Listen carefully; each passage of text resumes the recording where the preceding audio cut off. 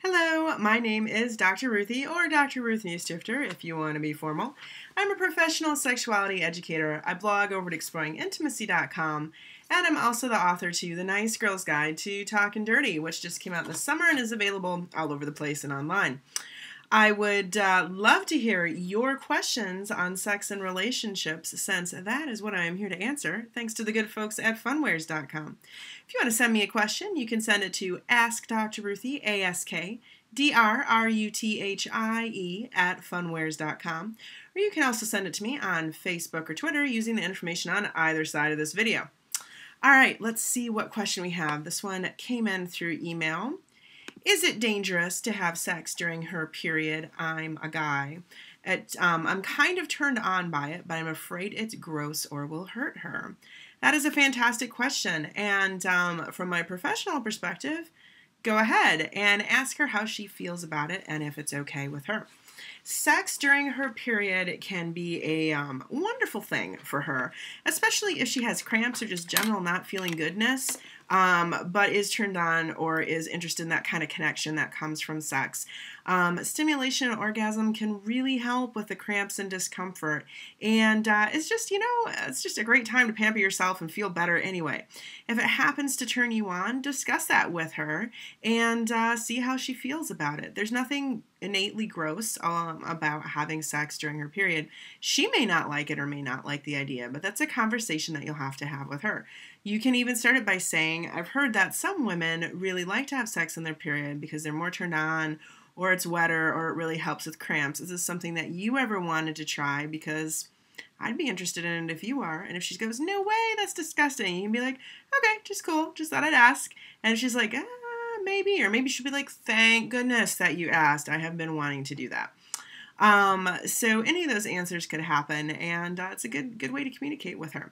So, of course, when it comes to protection and other things with safety, if there's anything that can be transmitted through blood, there is more blood. So we have to be really careful with the protection, make sure that we're using condoms and things like that. I would definitely encourage the two of you to make sure your STI tests are up to date and have a little talk about the risks you guys may be encountering. But remember that for some women, the flow is never very heavy. For many women, it's only heavy during certain days. And, for some women, it is heavy all the time, as far as the amount of blood is what I mean by the flow. But, we're not talking about gobs and tidal waves. We're talking about like a couple of teaspoons to a couple of tablespoons, maybe over the length of the entire period, which is generally from, a couple days to like 5 days. Could be a little more, it could be a little less. So there may be particular days where she's more interested in than others. Some women report that they are very aroused and really enjoy stimulation sex and are very turned on. A lot of folks I hear from who do this love that she's extra wet because of the extra secretions from her period that are happening then, blood and mucus and all that stuff that doesn't sound very sexy, but, can really keep things wetter, so why not?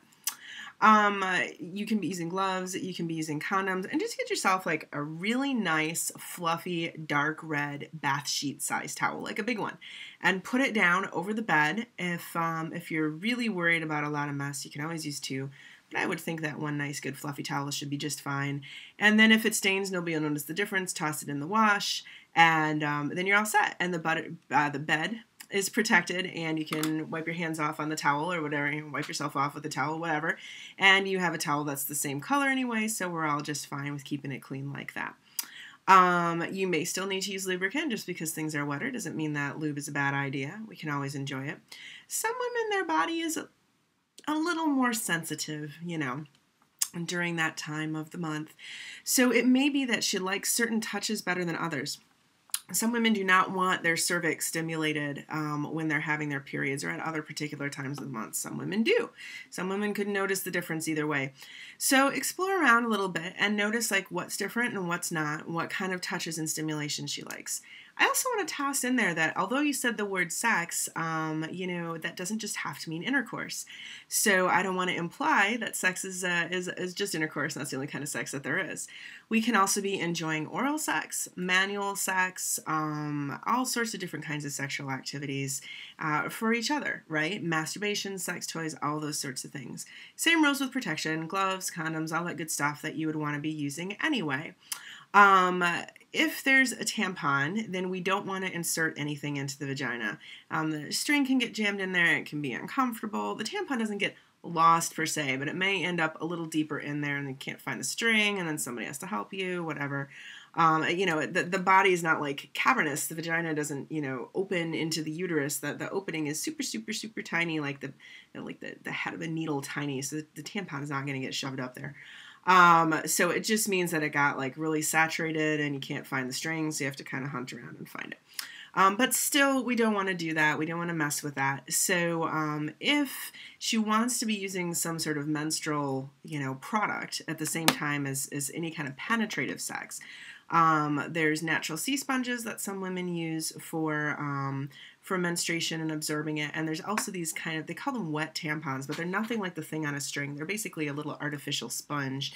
And, people who want to have sex during their period, whether everyday folks or sex workers or whoever, will frequently use those, and they can be worn during intercourse. If she has any, if she or you have any kind of problems with, menstruation and infection, toxic shock, any of that, obviously talk with your doctor and use the directions and all that good stuff. Do your research on your menstrual products, of course. So, but tampons are not meant to be worn that way. You want to wear a product inside, or she wants to wear a product inside that's designed to be worn during penetration, or just avoid penetration altogether. Oral sex can be wonderful. If you need a barrier, sheet of plastic wrap or a generously sized dental dam will do the trick for you. If you don't want that barrier, make sure you guys are clean and clear and know your risks and have talked with your health professionals and all that good stuff about any health concerns there may be between the two of you. I'm Dr. Ruthie. I hope that you have a lovely, caring, and tantalizing conversation about sex and periods together, and hopefully that both of you discover that you both like the idea and you have lots of fun. I will see you at the next video. Thanks!